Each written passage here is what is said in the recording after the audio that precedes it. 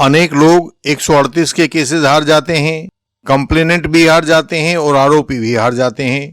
तो अपील जीतने का ऐसा क्या फॉर्मूला होना चाहिए जो कभी हारने ना दे? जो उस फॉर्मूले का पालन करेगा वह जीतेगा, चाहे वह कंप्लेनेंट हो या आरोपी हो। 138 के केसेस में आरोपियों की हार का सबसे बड़ा कारण 139 की लीगल प्रिजम्पशन होता है, क्योंकि 90% आरोपियों को यह लीगल प्रिजम्पशन ही केस हरा देती है। लेकिन हमने दिखाया है कि एक एग्रेसिव लीगल अटैक के द्वारा इस लीगल प्रिजम्पशन को भी तोड़ा जा सकता है। इसी पर आज की वीडियो आधारित है।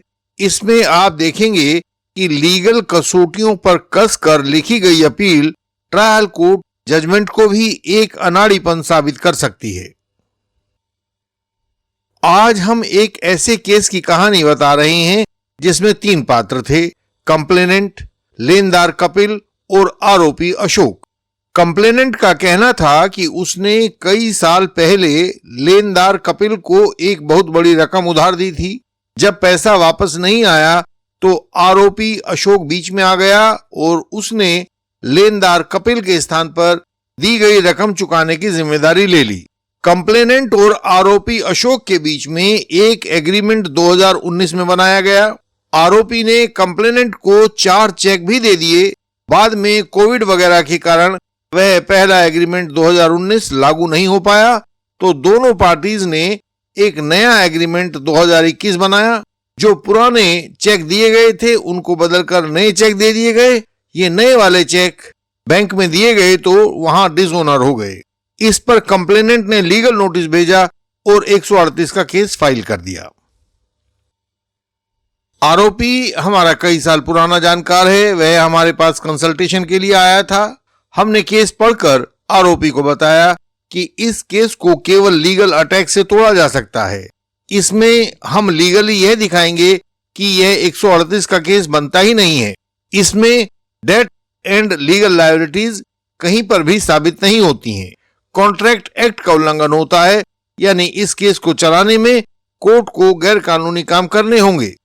लेकिन आरोपी को उस समय लगा कि नहीं, इसे वह अपनी बुद्धि से लड़ेगा। ट्रायल कोर्ट के दौरान आरोपी ने कोर्ट को फैक्चुअल डिफेंसेस बताई। उसने कहा कि कुछ पेमेंट दी जा चुकी है और कुछ यह जो एग्रीमेंट था उसने काफी दबाव में किया था, पुराने विवाद थे वगैरह वगैरह।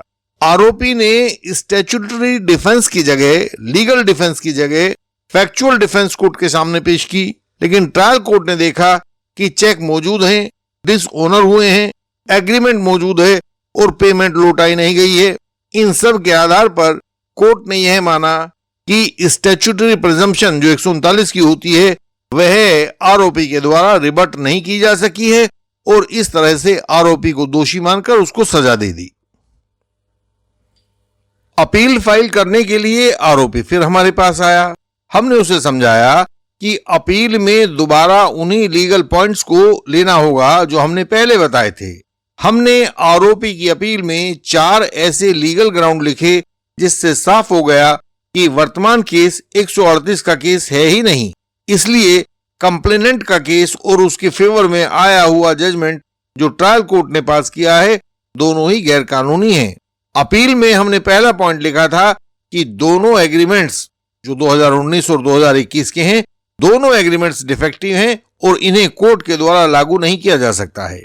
दूसरा पॉइंट हमने बताया था कि यह एग्रीमेंट 3 पार्टीज के बीच में होना चाहिए था, कंप्लेनेंट, लेने वाला और आरोपी। लेकिन यहां पर केवल 2 पार्टीज ने इस एग्रीमेंट को किया है, जो कानूनन गलत है। तीसरा पॉइंट, जिस सौदे में पैसे का लेन देन हुआ था उसमें आरोपी कोई पार्टी ही नहीं था, इसलिए प्रिविटी ऑफ कॉन्ट्रैक्ट इस केस में नहीं बनता है। चौथा पॉइंट हमने बताया कि आरोपी द्वारा जिस एग्रीमेंट को किए जाने की बात की जा रही है उसका आरोपी को कोई कंसिडरेशन नहीं मिला, इसलिए बिना कंसिडरेशन का एग्रीमेंट गैर कानूनी होता है। और अंत में जब कोई लीगली एनफोर्सेबल डेट बना ही नहीं है तो 118 और 139 नेगोशिएबल इंस्ट्रूमेंट एक्ट की प्रिजम्पशन बन ही नहीं सकती। इस प्रकार से पूरा केस फर्जी है। आइए अब हम इन सब लीगल डिफेंसेस को एक एक करके समझते हैं।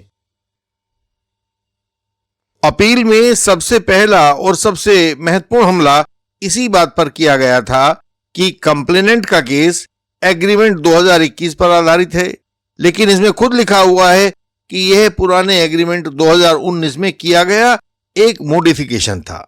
इसलिए एग्रीमेंट 2021 को तब तक नहीं माना जा सकता जब तक कि एग्रीमेंट 2019 भी कोर्ट के सामने मौजूद ना हो। यह बाद वाला एग्रीमेंट पुराने एग्रीमेंट में किया गया एक फेरबदल मात्र था। सेक्शन 91-92 एविडेंस एक्ट के मुताबिक लिखित डॉक्यूमेंट में केवल लिखकर ही परिवर्तन किया जा सकता है, केवल मौखिक शब्दों से कोई परिवर्तन नहीं किया जा सकता। कंप्लेनेंट के इस केस में यही गड़बड़ है कि यह बिना एग्रीमेंट 2019 के ही एग्रीमेंट 2021 को कोर्ट में चलाना चाहता है और यह एक गैरकानूनी बात है। दूसरी तरफ ट्रायल कोर्ट ने कंप्लेनेंट को यह अनुमति देकर खुद कानून के विरुद्ध काम किया है, इसलिए ट्रायल कोर्ट का फैसला यह भी कानूनी रूप से गलत है और उसको पलटा जाना चाहिए और इन सब के परिणाम स्वरूप आरोपी को बरी भी किया जाना चाहिए। हमने अगले ग्राउंड में बताया कि कंप्लेनेंट की कंप्लेंट दिखाती है कि यह 3 लोगों का मामला था, कंप्लेनेंट का, लेनदार कपिल का और आरोपी अशोक का। 3 लोगों का मामला 3 लोगों के एग्रीमेंट द्वारा ही सुलझाया जा सकता है, तो हर एक एग्रीमेंट पर तीनों के साइन होने चाहिए थे, लेकिन एग्रीमेंट 2021 पर केवल 2 लोगों के साइन थे, कंप्लेनेंट के और आरोपी के। पैसा लेने वाला लेनदार गायब था। यह एग्रीमेंट 2021 एक गैर कानूनी डॉक्यूमेंट है, इसमें प्रीविटी ऑफ कॉन्ट्रैक्ट मौजूद नहीं है। रही बात पुराने एग्रीमेंट 2019 की, तो वह ना तो कंप्लेनेंट ने रिकॉर्ड पर लगाया है और ना ही कंप्लेंट में लिखा है कि उस पर तीनों पार्टीज के साइन थे। तो ऐसे में एक ट्रीपार्टाइट सेटलमेंट, त्रिपक्षीय मामले को 2 लोग मिलकर नहीं सुलझा सकते हैं। एग्रीमेंट में तीनों का होना जरूरी है। यह एक गहरा और महत्वपूर्ण लीगल डिफेक्ट है जिसे ट्रायल कोर्ट ने अनदेखा कर दिया। होना तो यह चाहिए था कि जज साहब अपने आप इसको देखते और इस कंप्लेंट को रिजेक्ट कर देते, लेकिन उन्होंने कंप्लेनेंट को ही मान लिया है। कानून की इस अनदेखी से ट्रायल कोर्ट का जजमेंट भी लीगली डिफेक्टिव हो गया है। इस लीगली डिफेक्टिव जजमेंट को बदला जाना चाहिए। अगले ग्राउंड में हमने उन्हें कॉन्ट्रैक्ट एक्ट के बारे में बताया। हमने लिखा कि हर लिखित एग्रीमेंट का नियम है कि एक पक्ष को वस्तु प्राप्त होती है तो पहले पक्ष को उस वस्तु का मूल्य मिलता है। वस्तु का मूल्य उस एग्रीमेंट का कंसिडरेशन कहलाता है। बिना कंसिडरेशन का एग्रीमेंट कानूनी रूप से शून्य या वॉइड हो जाता है। इस सारे मामले में देखें तो कंप्लेनेंट ने पैसे दिए और वापस पाने का एग्रीमेंट कर लिया। उसका ना कुछ गया ना नुकसान हुआ। लेनदार कपिल ने पैसा लिया लेकिन वापस नहीं किया, उसको लाभ हुआ। लेनदार कपिल ने पैसा वापस करने के लिए आरोपी अशोक को आगे कर दिया। तो यहां तीसरे पक्ष आरोपी अशोक को देखिए, उसे पैसा देने के बदले क्या मिला, यह बात पूरी कंप्लेंट में कहीं नहीं लिखी है और ना ही किसी एग्रीमेंट में लिखी है। यानी आरोपी अशोक के ऊपर बिना कंसिडरेशन वाला एग्रीमेंट जबरदस्ती थोप दिया गया और ट्रायल कोर्ट ने इतने बड़े लीगल डिफेक्ट पर ध्यान न देकर आरोपी को उस वाइड एग्रीमेंट को पूरा करने के लिए कहा और जब आरोपी उसे पूरा न कर सका तो आरोपी को सजा कर दी। यह सब ट्रायल कोर्ट की कानूनी असफलता है, इसलिए ट्रायल कोर्ट जजमेंट को निरस्त किया जाना जरूरी है। यह जो एग्रीमेंट 2021 कंप्लेनेंट के द्वारा रिकॉर्ड पर लगाया गया है, इसमें कहीं पैसे का लेन देन हुआ ही नहीं है। एग्रीमेंट 2019 में भी यह लेन देन कहीं हुआ हो ऐसा नहीं लिखा है। एग्रीमेंट 2019 तो कंप्लेनेंट और आरोपी के बीच हुआ बताया गया था कि आरोपी कंप्लेनेंट को पैसे देगा। तो सवाल है कि वह एग्रीमेंट कहां है जिसके तहत कंप्लेनेंट द्वारा कथित पैसा लेनदार को दिया गया था। वह एग्रीमेंट तो कभी ना सामने आया और ना ही कंप्लेंट में लिखा कि वह कहां पर है। ये आरोपी के साथ हुआ एग्रीमेंट 2021 तो केवल एक कागजी अरेंजमेंट है, इसमें ऋण देना तो कहीं भी लिखा ही नहीं है। इसका अर्थ हुआ कि एग्रीमेंट 2021 कोई debt and other legally enforceable liability पैदा ही नहीं करता है। जब तक debt and other legally enforceable liability case में पैदा नहीं होती हो तो सेक्शन 118 या 139 की प्रिजम्पशन भी लागू नहीं होगी, क्योंकि यह प्रिजम्पशन तो केवल debt and other legally enforceable liabilities के मामलों में चेक के डिसओनर होने पर ही होती है। इस आधार पर भी ट्रायल कोर्ट का जजमेंट गलत है और उसे बदला जाना जरूरी है।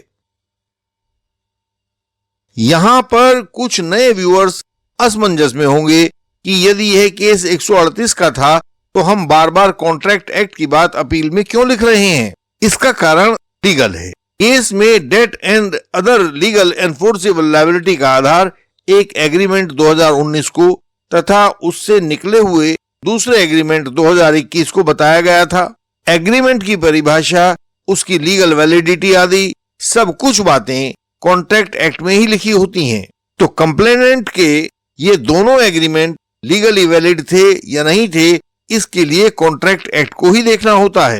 यदि एग्रीमेंट लिखित ना होकर मौखिक भी कहा गया हो तो भी उसकी लीगल वैलिडिटी कॉन्ट्रैक्ट एक्ट में ही देखी जाएगी। नेगोशिएबल इंस्ट्रूमेंट एक्ट के हर मामले में जहां किसी समझौते के तहत पैसे का लेन देन होना बताया गया हो, वहां कॉन्ट्रैक्ट एक्ट स्वतः ही केस का हिस्सा बन जाता है। बल्कि सही तो यह है कि कॉन्ट्रैक्ट एक्ट एक आधारभूत कानून है, जबकि एनआई एक्ट उस पर आधारित एक सहायक कानून है।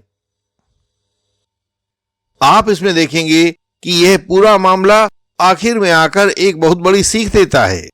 सेक्शन 138 एनआई एक्ट के मुकदमे केवल चेक बाउंस के मुकदमे नहीं माने जा सकते हैं। ये कानून की बनी हुई एक लीगल स्ट्रक्चर पर चलते हैं और हमारा संदेश दोनों के लिए, कंप्लेनेंट के लिए भी और आरोपी के लिए भी यही है कि 138 का ऑफेंस एक लीगल ऑफेंस होता है। इसमें फैक्ट के साथ साथ कानून का टूटना भी जरूरी होता है। तो 138 के केसेस में कंप्लेनेंट केवल तब तक जीतेगा यदि वह कंप्लेंट में सभी लीगल टेस्ट को कंप्लीट करके लाएगा, debt and other legal liability बताएगा और दूसरे कानूनी पहलू भी साबित करेगा।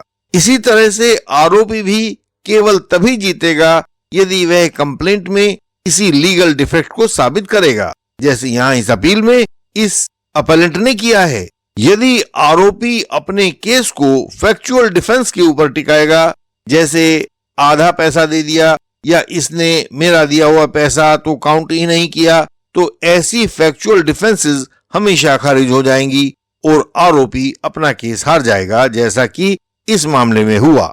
अपील में भी यह केस तभी संभाला जा सका जब हमने फैक्चुअल डिफेंस को भूलकर लीगल डिफेंस को आधार बनाया। तो यह ध्यान रखें कि अपील में हमेशा लीगल आधार पर ही अपील फाइल की जानी चाहिए।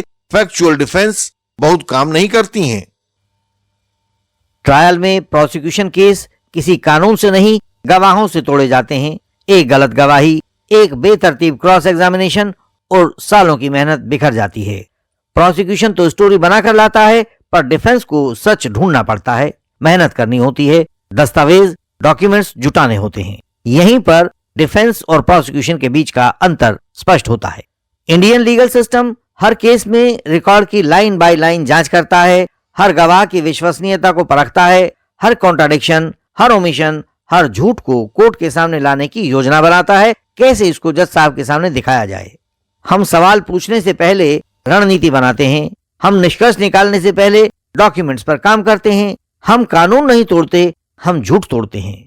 यदि आपका केस ट्रायल में है, आप फॉल्स एलिगेशन फाइटर हैं या यंग एडवोकेट कलीग हैं, तो तैयारी के बिना कोर्ट में मत जाइए। अपने केस को इंडियन लीगल सिस्टम के साथ तैयार कीजिए, उसकी इनसाइट्स को देखिए और तोड़ने के औजारों को समझ लीजिए। इंडियन लीगल सिस्टम का अर्थ है डिफेंस की वैज्ञानिक रणनीति और आपके जीवन व आजादी की असली सुरक्षा।